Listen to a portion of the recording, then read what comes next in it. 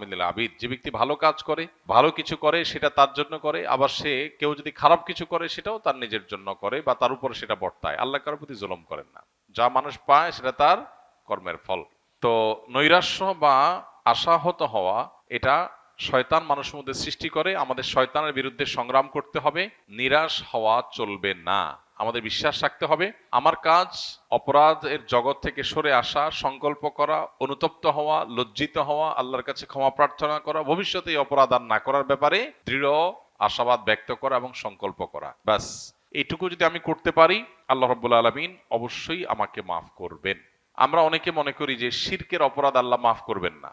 এটাও এইভাবে ধারণা করাটা পুরোপুরি সঠিক না। বরং শিরক করে যদি কেউ তওবা ছাড়া মারা যায়, সেটা আল্লাহ তাআলা মাফ করবেন না। শিরক করার পরও যদি কেউ তওবা করে, সেটাও আল্লাহ তাআলা মাফ করবেন। শিরকের চাইতে বড় অপরাধ পৃথিবীতে নেই।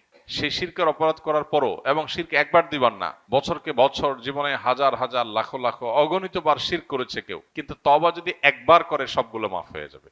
আল্লাহ রাব্বুল আলামিন এত বেশি ক্ষমাশীল।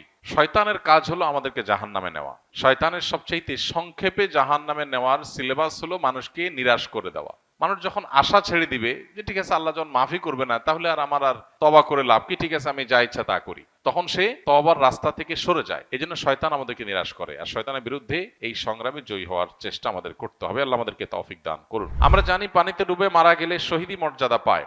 সম্প্রতি এক কৃষক 500 টাকা বাজি ধরে 100 ডুব দিতে গিয়ে মারা যান। এ ধরনের মৃত্যু কি শহীদি মৃত্যু হিসেবে গণ্য হবে? মোটেই না ভাই, শহীদি মৃত্যু এত সহজ না। 50 টাকার লোভে কোনো ভাই যদি 100টা ডুব দিতে গিয়ে মারা যান, আল্লাহ তাআলা মাফ করুন। এটা নেহায়েতই তার বিভ্রান্তি এবং ভুল পদক্ষেপ। আল্লাহ তাআলা তার এই বান্দাকে মাফ করে দিন, আমরা দোয়া করি। তার শোক সন্তপ্ত পরিবারকে আল্লাহ তাআলা সান্ত্বনা নসিব করুন। আমাদের জীবনে অনেকে এই ধরনের হেয়ালিপনা, অনেকে এই ধরনের পাগলামো করি। এই পাগলামো করার কোনো সুযোগ নাই। ইমানদারের জীবনের মূল্য অনেক বেশি। কারণ ইমানদারের জীবনের মূল্য কি? জীবনের প্রাইস কি? জান্নাত। ইমানদারের জীবনের মূল্য কি? জান্নাত। মানে জান্নাতের মতো সবচেয়ে ছোট জান্নাত যে জান্নাতি পাবে, সেও এই পৃথিবীর কমপক্ষে 10 গুণ বড় জান্নাত পাবে। এত বিশাল জান্নাত, এত মূল্যবান নেয়ামত যে জীবনের বিনিময়ে পাওয়া যাবে, সেই জীবন 50 টাকা বিক্রি করার জিনিস না। সে জীবন সামান্য একটু বাজি ধরে আমি ধ্বংস করার জিনিস না।